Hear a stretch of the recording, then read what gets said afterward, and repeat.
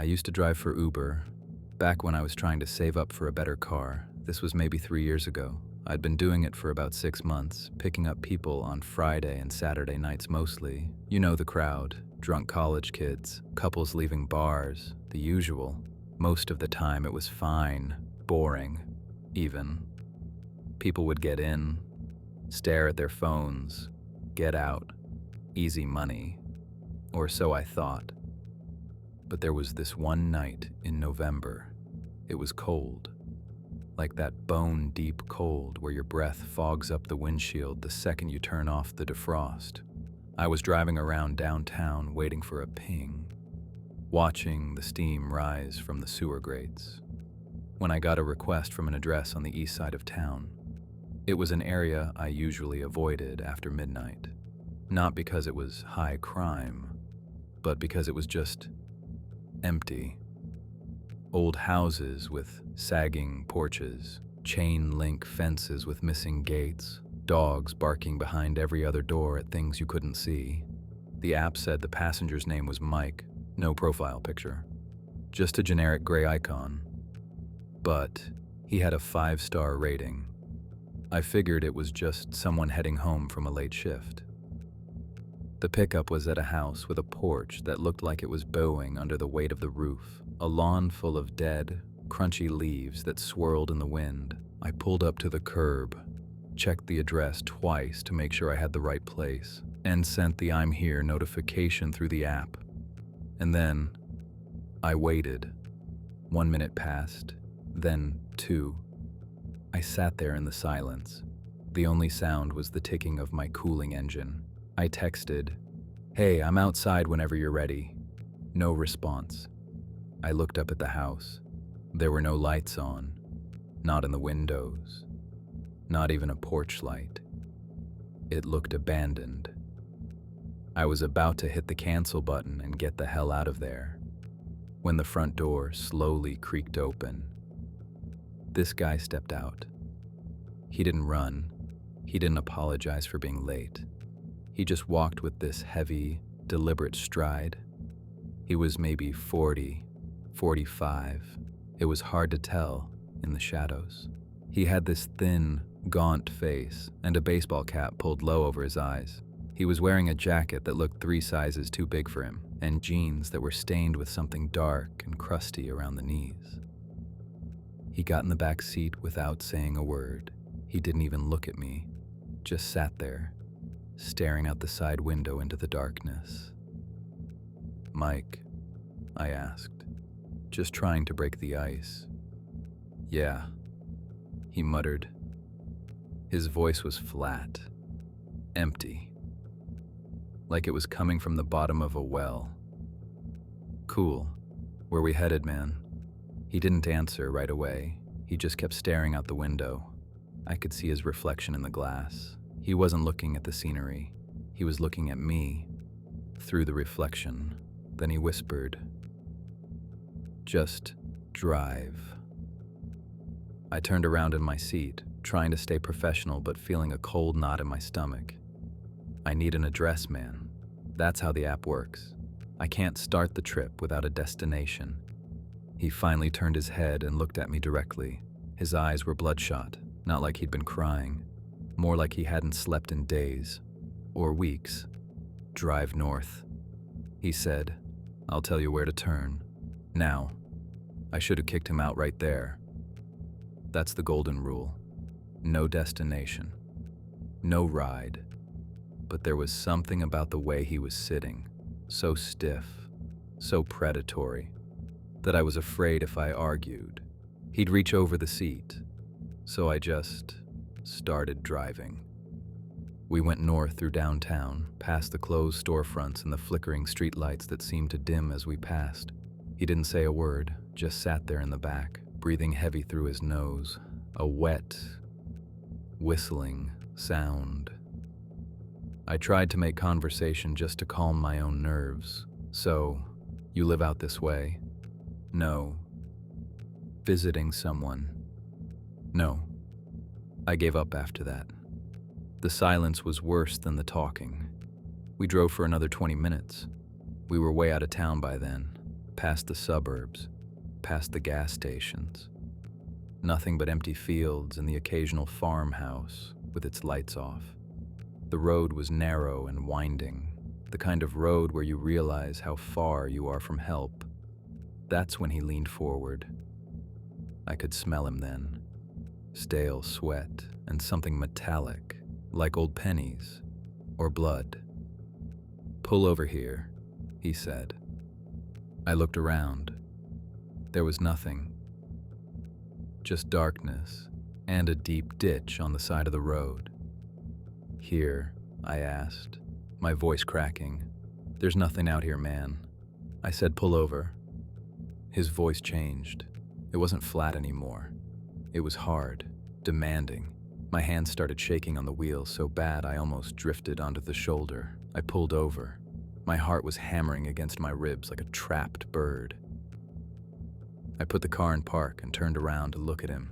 He was just staring at me, not blinking. His face was pale in the blue glow of the dashboard lights. "Get out," he said. "What?" "Get out of the car." I didn't move. I couldn't. My brain was screaming at me to run, but my legs felt like they were made of lead. He reached into his jacket slowly. I thought for sure he was pulling out a knife or a gun, but instead, he pulled out a crumpled piece of paper, yellowed and stained.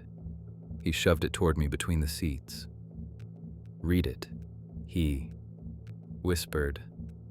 I took the paper with shaking hands. It was an address, written in pencil.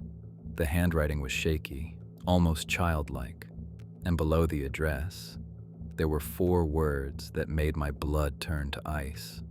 "Don't let him leave." I looked up at him, my eyes wide. "What is this? What does this mean?" "That's where you're taking me," he said. "And you're not leaving until I say so." That was the breaking point. I didn't wait to hear another word. I shoved the car into drive and floored it. The tires screeched and spat gravel as I peeled away, leaving him bouncing around in the back seat. I didn't stop. I didn't look back. I just drove until I hit the main highway and saw the lights of a 24-hour gas station. I pulled in, locked the doors, and realized the back seat was empty. I never heard him open the door. I never felt the car shift. He was just gone. I called the cops and they took a statement, but when I checked the app later, the ride wasn't even in my history. No record of Mike. No pickup address. Nothing. I stopped driving for Uber that night, and I still don't look in my rearview mirror when I'm driving alone at night. I deliver for Amazon, not the big branded vans you see during the day. I'm talking about Amazon Flex, the side hustle where you use your own car to drop off packages. It was decent money if you were fast, and back then, I was desperate for the extra cash. Most shifts are during the day. You show up at the warehouse, load up 20 or 30 boxes, and spend the afternoon driving through sunny suburbs. It's easy, almost peaceful. But sometimes, if you're looking for that surge pay, you pick up the overnight shifts, the ones that run from 11 p.m. to 4 a.m. They pay double, but there's a reason for that. You're delivering to apartment complexes in the dark, or houses hidden way out in the middle of nowhere, doing it all alone while the rest of the world is asleep. I took one of those shifts back in March. It was a Thursday night, or Friday morning technically. I showed up at the warehouse at 10:45 p.m., loaded my trunk, and started the route. The first dozen deliveries were fine. Just quiet apartment hallways that smelled like laundry detergent and old carpet. I'd leave the package, snap a photo, and move on. But then I got to the last delivery on my route. The app showed a location about 30 minutes outside of the city limits, way out past the streetlights. I plugged the address into the GPS and started the drive. The further I went, the narrower the roads got. Soon the pavement turned to cracked asphalt, then to dirt. My headlights were the only thing cutting through the blackness, and the trees on either side of the road seemed to lean in, their branches scraping against the roof of my car like fingernails. Finally, the GPS told me to turn onto a long, gravel driveway. It felt like it went on for a mile. At the end of it stood a big, 3-story farmhouse. The white paint was peeling off in giant strips, and the porch was sagging so low it looked like the house was melting into the earth. There wasn't a single light on. No porch light, no glow from the windows, just a dark silhouette against a darker sky. I checked the app. This was definitely the place. The delivery instructions were simple. Leave package on porch. Do not knock. I grabbed the box from the back seat. It was heavy, and it made a strange, shifting sound. As I walked toward the house, the gravel crunched under my boots, sounding like gunshots in the absolute silence of the woods. There were no crickets, no wind, nothing. I stepped onto the porch. The old wood groaned and shifted under my weight. I set the box down right in front of the door, took my phone out, and snapped the confirmation photo. The flash of the camera felt blinding for a split second. As my eyes adjusted back to the dark, I turned to walk away. That's when I heard it. 3 slow, heavy knocks. From the other side of the door, I froze. My heart skipped a beat. I thought maybe the customer had been waiting behind the door, but why wouldn't they just open it? The knocking came again, 3 more times, but it didn't sound like a knuckle on wood. It sounded like someone was hitting the door with their entire palm. I backed away toward the stairs, my eyes fixed on the door handle. It didn't turn, but then I heard the voice. It was muffled, coming from deep inside the house. Help me. It was a woman's voice. It sounded weak, strained, like she had been screaming for a long time and her throat was raw. Please, help me. I should have run. I know that now, but my brain went into hero mode. I thought, what if she's hurt? What if someone is holding her there? I took a step back toward the door. Hello, I yelled. Are you okay? Do I need to call the police? The knocking stopped instantly. The silence that followed was heavy, suffocating. Then the voice came again, but it was different. The weakness was gone. The voice sounded lower, almost distorted, and it sounded like it was right against the wood of the door now. Come inside, it said. The door is unlocked. A cold shiver raced down my spine. I looked down at the door handle. It slowly, silently, began to turn. The door creaked open just an inch, but the person on the other side didn't pull it open. They just waited. I didn't wait to see who was there. I turned and sprinted for my car. I didn't care about the gravel. I didn't care about the branches. I threw the car into reverse and floored it. I didn't even turn my head until I was 5 miles down the main road. The next day, I called Amazon support. I told them I felt unsafe at that location and wanted to report it. The agent was quiet for a long time while she looked up the delivery. Then she said, "Sir, we don't have a record of a delivery at that address last night. In fact, that house has been flagged as a non-residential property for 3 years." I told her I had the photo. I went into my phone to show her, but when I opened my gallery, the photo of the package on the porch was gone. In its place was a photo I didn't remember taking. It was a dark, blurry shot of my own car, taken from the perspective of the farmhouse porch as I was driving away. I drove for Lyft during my senior year of college. It was the only way to make rent while taking 20 credits. I usually worked the late shifts, Thursday through Saturday, 10 p.m. to 4 a.m. You see a lot of weird things at that hour, but you get used to it, usually. This happened in late October, right as the leaves were turning that blood-red color and the nights were getting misty. I was sitting in a parking lot near campus when I got a ping. The passenger's name was Aaron. The pickup was at a gas station on the edge of the county, about 15 minutes away. I pulled up to the station. It was one of those old, flickering places that only had one pump working. A guy was standing under the buzzing neon light. He looked normal enough, mid-20s, hoodie, jeans. He was holding a heavy-looking hiking backpack with both hands. He got in the back seat and gave me a polite nod. "Aaron?" I asked. "Yeah, thanks for coming out this far," he said. His voice was soft, almost shy. "No problem. Where are we heading tonight?" He gave me an address that was another 40 minutes out, deep into the rural farmland. I hit start on the app and pulled onto the highway for the first 20 minutes. We actually had a good conversation. He told me he was a graduate student, said he was going to visit a friend who had a cabin out in the woods. We talked about music, about the weather, the kind of mindless small talk that makes a long drive go faster. But then, the scenery started to change. The houses disappeared. The fences vanished. It was just us, my headlights, and the endless rows of dead corn on either side of the road. Aaron went quiet. He stopped responding to my questions. I looked in the rearview mirror and saw him staring at the back of my head. His expression was totally blank. About halfway through the trip, he leaned forward slightly. "Pull over," he said. I looked at the dashboard. We were in the middle of a stretch of road with no shoulder, just a ditch and a tree line. "You okay, man? You need me to stop?"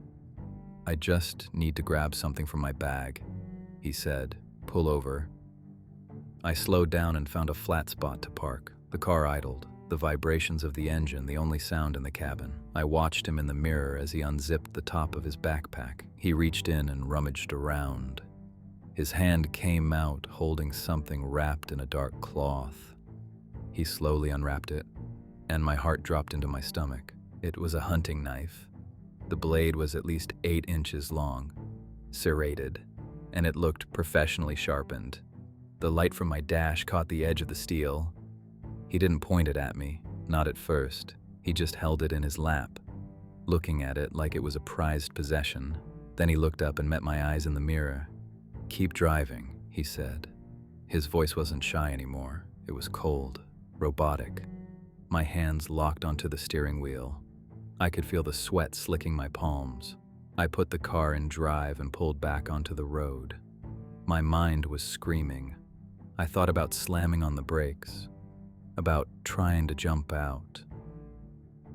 But we were in the middle of nowhere. If I ran, where would I go? He'd catch me before I hit the trees. "Just take me to the address," he whispered, "and you'll be fine." I didn't say another word. I just drove. My eyes were glued to the road, but every few seconds I'd glance at that mirror. He was just sitting there, thumbing the edge of the blade, smiling to himself. We finally turned onto a dirt path that led to a small, dilapidated shack. There were no lights, no signs of life. It looked like it hadn't been lived in for decades. I pulled up to the front and put the car in park. My foot stayed heavy on the brake. Aaron gathered his things. He zipped the knife back into his bag and opened the door. He stepped out into the dirt, but before he closed the door, he leaned back in. The smell of the woods and the cold air rushed into the car. "Thanks for the ride," he said. He reached into his pocket and tossed a $20 bill onto the passenger seat. "You're a good driver. Most people would have panicked. You made the right choice." He slammed the door and walked toward the shack. I didn't wait to see him go inside. I pulled a U-turn that nearly flipped the car and floored it. I didn't stop until I saw a police cruiser parked at a diner 10 miles away. I told the officer everything. I gave him the address. I gave him the description. They sent 2 cars out there that night. But when they got to the shack, it was empty. No Aaron, no backpack, nothing. But they did find something. They noticed the floorboards in the shack had been recently tampered with. They pulled them up and found a shallow grave.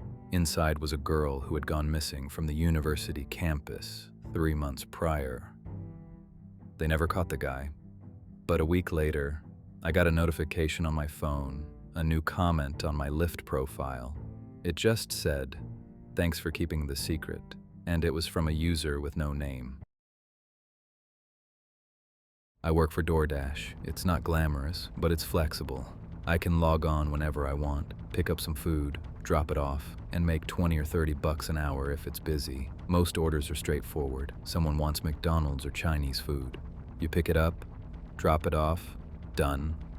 But every once in a while you get a weird one, the kind that sticks in the back of your mind long after the shift is over. This happened last year. It was around 9 p.m. on a Tuesday, one of those slow, rainy nights where the city feels gray and heavy. I got an order for a single large pepperoni pizza from a local place downtown. The delivery address was in a sketchy apartment complex on the south side. I knew the place. It was a cluster of brick buildings with flickering security lights and boarded-up windows. Not the kind of place you want to linger in. As I pulled away from the pizza shop, I checked the special instructions on the app. Usually, it's just something like, "Ring the bell," or "Leave by the blue chair." But this one was different. The text was all in capital letters. It said, "Do not knock. Do not ring the doorbell. Leave pizza on the mat and walk away immediately. Do not wait for the customer." I thought, okay, weird, but whatever. Maybe they have a newborn sleeping, or a high-strung dog that loses its mind at the sound of a knock. I've seen it before. I pulled into the parking lot of the complex. The ground was covered in oily puddles that reflected the sickly yellow glow of the streetlights. I grabbed the pizza bag and headed for Building C. The stairwell smelled like stale cigarettes and wet concrete. One of the lights on the second floor was buzzing, a high-pitched, irritating sound that made my teeth ache. I found apartment 3C at the end of a long, narrow hallway. The door was painted an ugly, hospital green, and there was a small, fraying mat in front of it that said, "Welcome." I set the pizza box down on the mat, took my phone out, and snapped the delivery photo. As I hit submit, the hallway felt different. The air felt colder, thicker, like the pressure in the room had suddenly changed. I stood up to leave. But then I heard it, whispering. It was coming from the other side of the green door. It wasn't just one person. It sounded like 3 or 4 people, all talking at once in hushed, frantic tones. I couldn't make out the words, but the rhythm was wrong. It sounded like they were chanting, or arguing about something in a language I didn't recognize. I started to back away, my heart rate picking up. Then, I heard the distinct click of the deadbolt sliding back. The door didn't fly open. It just cracked, maybe 2 inches. A sliver of darkness revealed a sliver of a room that was completely unlit. I could see a single eye, staring out at me through the gap. The pupil was blown wide, staring, unblinking. I didn't say a word. I turned and started walking back toward the stairs. I told myself to stay calm, to just walk. But then I heard the door hit the wall, and the sound of bare feet hitting the hallway carpet. Fast. I didn't look back.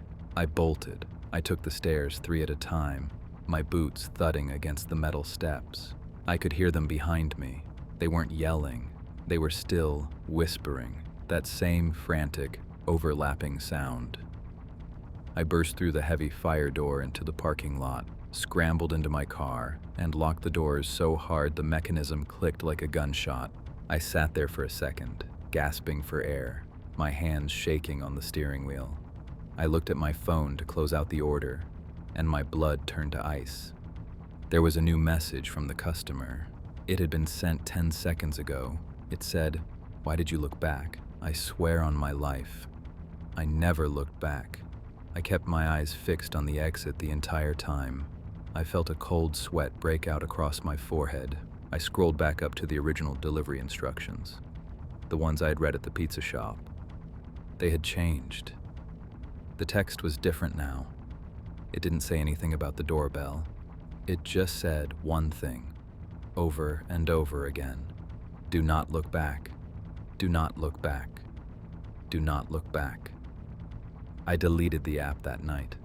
I don't care about the extra cash. No amount of money is worth whatever was waiting behind that green door. I did Uber for about a year while I was between real jobs. It was fine for the most part. You meet some interesting people. You hear some strange stories. But there's one ride I'll never forget. The one that made me realize that some things just can't be explained by logic. It was New Year's Eve, the biggest night of the year for drivers. The app was surging at 4 times the normal rate. Everyone was out partying, and the streets were a mess of confetti and drunk people in sequined outfits. I had been driving since 8 p.m., and it was almost 2 a.m. I was exhausted, but the money was too good to stop. I got a request from a girl named Emma. The pickup was at a large, colonial-style house in the suburbs, a place where a loud party was clearly in full swing. I could hear the bass thumping through the walls of the house, from the curb. When I pulled up, she was already standing there. She looked to be in her early 20s, wearing a silver party dress and high heels. But she wasn't celebrating. She looked terrified. Her face was pale, and her eyes were darting back and forth as if she expected someone to jump out from the bushes.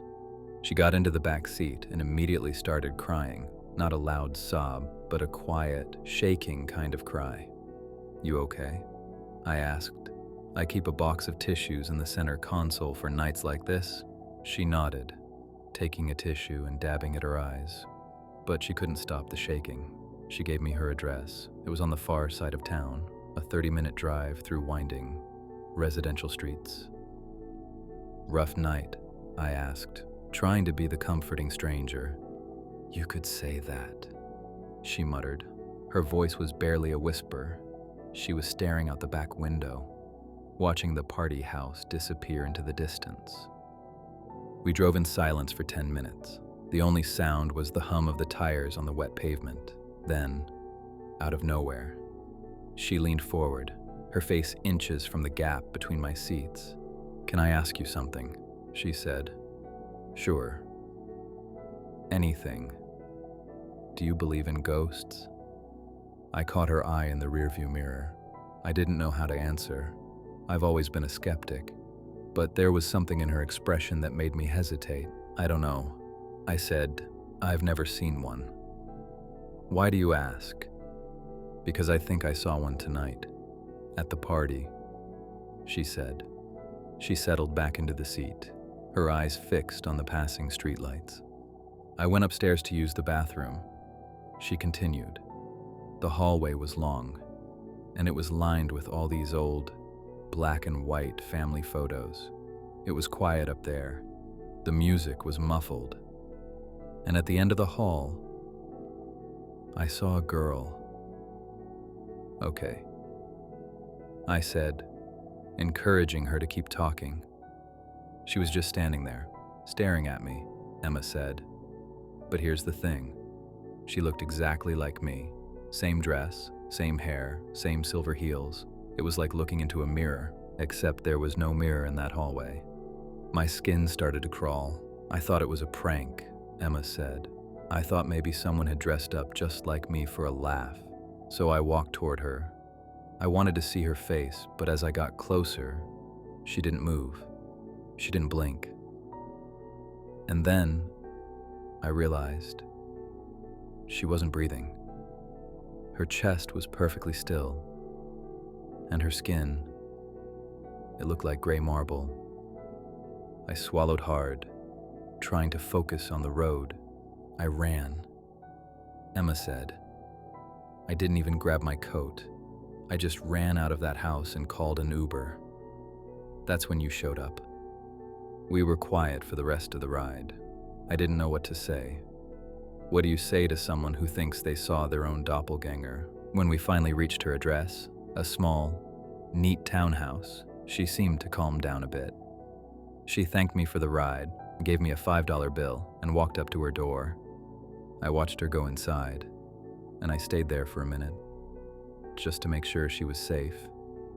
Then, I checked the app to close out the trip. The ride was logged. Emma had already given me 5 stars, but as I looked at the pickup location on the map, my heart stopped. The blue pin, the place where I had picked her up. It wasn't the house party. The address listed for the pickup was the East Side Memorial Cemetery. I looked back at the house she had just entered. All the lights were off. It looked like no one had lived there in years. I don't drive on New Year's Eve anymore. In fact, I don't drive after midnight at all, because I keep thinking about that girl in the silver dress. And I wonder, if I wasn't the one who picked her up, who was? I used to deliver for Instacart. Groceries mostly. You'd get an order, go to the store, shop for the items, and deliver them to the customer's front door. It was easy money and usually pretty mindless, just matching barcodes and picking out the best produce. But that changed 2 years ago. It was late on a Sunday night, around 10 p.m. Most people are winding down for the work week at that hour, but I got a notification for a small order. It was unusual because of how specific it was. Just a gallon of milk, a loaf of white bread, and a dozen eggs. That was it. No snacks, no drinks, just the basics. And the pay was surprisingly high for such a small run. So I took it. The delivery address was on the outskirts of town, in a neighborhood I had never even heard of. It was one of those places that feels frozen in time, where the streetlights are old and dim, and the houses all look like they were built in the 1940s and then forgotten. The yards were overgrown with weeds that reached the windows, and the silence out there was heavy, like a physical weight. I pulled up to the address, a small, white house with a porch that looked like it was held together by nothing but old paint and luck. There was only one light on, a faint, yellow glow coming from a single window in the front. I grabbed the grocery bag from my trunk and started up the walkway. The concrete was cracked, and the weeds brushed against my shins like cold fingers. I reached the porch and knocked. The sound was hollow, echoing through what felt like an empty house. I waited. 30 seconds. A minute. Nothing. I checked the app for the delivery instructions. They were very specific. Leave groceries on porch. Do not ring bell. I've had customers like this before, people who just don't want to deal with a stranger at their door. So I set the bag down, pulled out my phone, and snapped the confirmation photo. I turned to walk back to my car, feeling a sense of relief to be leaving. When I heard the front door creak open behind me, it was a slow, agonizing sound, like wood scraping against stone. I stopped and turned around. A woman was standing in the doorway. She was old, incredibly old. Her skin looked like translucent parchment paper stretched over a skull, and she was wearing a faded floral nightgown that looked decades old. But it was her eyes that made my breath catch. They were milky white, clouded over by cataracts so thick she had to be legally blind. "Thank you," she said. Her voice was a thin rasp, like dry leaves blowing across a sidewalk. "No problem," I said, trying to sound cheerful despite the pit forming in my stomach. "I just left them right there for you." "Wait," she called out as I took a step away. "Please. Can you bring them inside? I can't carry them. My hip. It's been acting up." I hesitated. Every instinct in my body was screaming at me to just get in my car and drive. But she looked so frail, so small.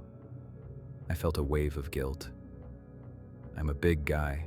It would take me 10 seconds to help her.